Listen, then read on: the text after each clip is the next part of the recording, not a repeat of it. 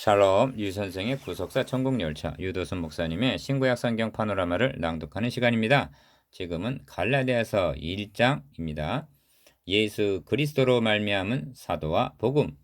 요절은 1절 사람에게서 난 것도 아니요 사람으로 말미암은 것도 아니요 오직 예수 그리스도와 및 죽은 자 가운데서 그리스도를 살리신 하나님 아버지로 말미암아 사도된 바울은. 갈라디아 교회는 바울이 선교에 의해 세워진 교회입니다. 그런데 유대에서 내려온 어떤 거짓 형제들에게 미혹되어 순수한 복음에서 떠났습니다. 거짓 교사들은 주로 두 가지를 공격했는데 바울이 전한 복음과 그의 사도권입니다. 바울은 사도가 아니며 그가 전한 복음도 온전한 것이 아니라고 공격했던 것입니다. 그러므로 1장의 중심점은 도표에서 보시는 바대로 사도된 바울과 내가 전한 복음을 옹호함에 있습니다.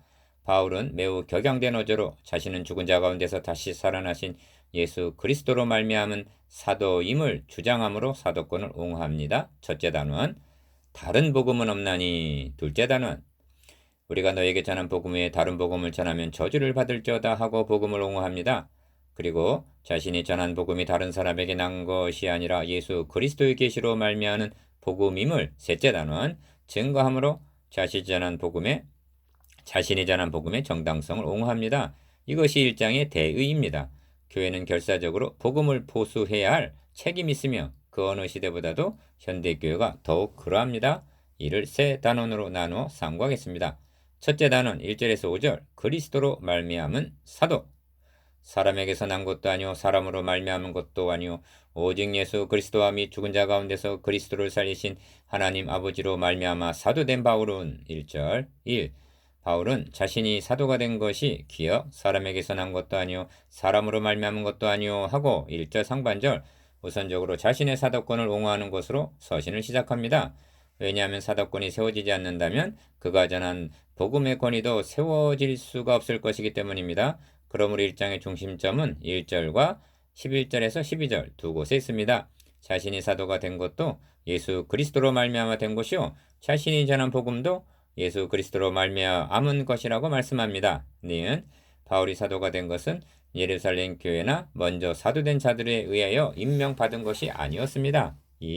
오직 예수 그리스도와 및 죽은 자 가운데서 그리스도를 살리신 하나님 아버지로 말미암아 사도된 바울은 합니다. 1절 하반절 바울은 자신이 사도가 된 것은 예수 그리스도와 하나님 아버지 두 분에 의해서라고 주장합니다. 기어 베드로나 요한을 사도로 부르심과 같이 바울 자신도 예수 그리스도로 말미암아 부르심을 받았다고 말씀합니다.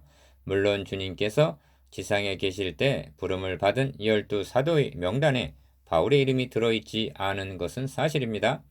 그래서 다른 점이 있다면 저들이 지상에 계신 주님에 의하여 부름을 받은 반면 자신은 니은 부활하신 주님에 의하여 하늘로부터 해보다 더 밝은 빛 가운데서 사울아 사울아 하고 친히 부르시고 그의 사명을 이 사람은 내 이름을 이방인과 임금들과 이스라엘 자손들 앞에 전하기 위하여 택한 나의 그릇이라고 사도행전 9장 15절 말씀하신 점이 다를 뿐이라는 말씀입니다. 3. 그러므로 바울은 주님에 의하여 사도로 부르심을 받았다 하는데 멈추지 않고 기어 죽은 자 가운데서 그리스도를 살리신 하나님 아버지로 말미암아 사도된 바울은 하고 그 권위를 하나님까지 결부시키고 있는 것입니다. 왜냐하면 자신을 사도로 부르신 분은 부활하신 주님이시오 주님을 죽은 자 가운데서 다시 살리신 분은 하나님이시기 때문입니다. 4. 바울이 죽은 자 가운데서 그리스도를 살리신 하나님 아버지라고 말씀하고 있는 데는 중요한 의미가 있는 것입니다. 만일 주님의 다시 사심이 없다면 자신만이 아니라 다른 사도들의 권위도 설 수가 없는 것이요 복음의 권위도 세워질 수가 없기 때문입니다. 그렇습니다. 그리스도께서 만일 다시 살지 못하셨다면 우리의 전파하는 것도 헛것이요 또 너희 믿음도 헛것이며 또 우리가 하나님의 거짓 증인으로 발견되리니 우리가 하나님이 그리스도를 다시 살리셨다고 증거하였음이라 하고 말씀합니다. 고린도전서 15장 15절 5. 그렇다면 사도란 누구인가? 이들은 교회의 터를 에베소서 2장 20절 놓기 위한 특별한 사명을 위해서 세우심을 받은 자들입니다. 기억 이 점이 함께 있는 모든 형제로 더불어라는 2절 인사 말씀을 통해서도 분명히 나타나고 있습니다. 바울은 모든 사도라고 말씀하고 있지 아니합니다. 그들은 형제들이었으나 사도는 아니었던 것입니다. 이 점을 얼마나 조심성 있게 말씀하고 있는가를 보십시오. 골로새 교회에 보낸 서신의 인사에서 하나님의 뜻으로 말미암아 그리스도 예수의 사도된 바울과 형제 디모데는 이렇게 말씀합니다. 골로새서 1장 1절 바울은 사도였고 디모데는 사도가 아니라 형제였을 뿐입니다. 그러므로 사도는 반복되거나 계승되는 것이 아닙니다. 은혜와 평강 1. 우리 하나님 아버지와 주 예수 그리스도로 조차 은혜와 평강이 있기를 원하노라 합니다. 3절 바울은 교회들에게 보낸 모든 서신에서 은혜와 평강이 있기를 원하노라고 말씀하고 있습니다. 로마서 1장 7절, 고린도전서 1장 3절, 고린도후서 1장 2절, 빌립보서 1장 2절, 골로새서 1장 2절, 데살로니가전서 1장 1절, 데살로니가 후서 1장 2절, 디모데전서 1장 2절, 디모데후서 1장 2절, 디도서 1장 4절, 빌레몬서 1장 3절. 이를 일상적인 인사점으로 여겨서는 너무나 부족합니다. 기어 은혜와 평강이라는 말씀은 복음을 한마디로 압축한 표현이라 할 수가 있기 때문입니다. 은혜는 하나님께서 예수 그리스도를 통해서 해주신 것입니다. 이 은혜를 받게 될 때 비로소 평강이 있게 되는 것입니다. 그러므로 은혜와 평강은 나눌 수가 없습니다. 은혜가 아니면 평강은 있을 수가 없고 평강은 은혜의 산물이기 때문입니다. 은혜가 샘의 원천이라면 평강은 잔잔한 호수와도 같은 것입니다. 시편에서 하나님의 강에 물이 가득하게 하시고 한 이것이 은혜의 저수지라면 주께서 밭고랑에 물을 넉넉히 대사한 시편 65편 9절 이것이 평강인 것입니다. 니은 그러므로 은혜와 평강은 우리 하나님 아버지와 주 예수 그리스도를 조차 임하게 되는 것입니다. 그냥 하나님이라고 말씀하고 있지 아니합니다. 우리 아버지 그냥 예수 그리스도라고 말씀하고 있지 않습니다. 우리 주 예수 그리스도이십니다. 하나님이 우리의 아버지가 되시고 예수 그리스도께서 우리의 주가 되신다는데 은혜의 원천이 있고 이를 받아 마음으로 믿을 때 평강이 찾아옵니다.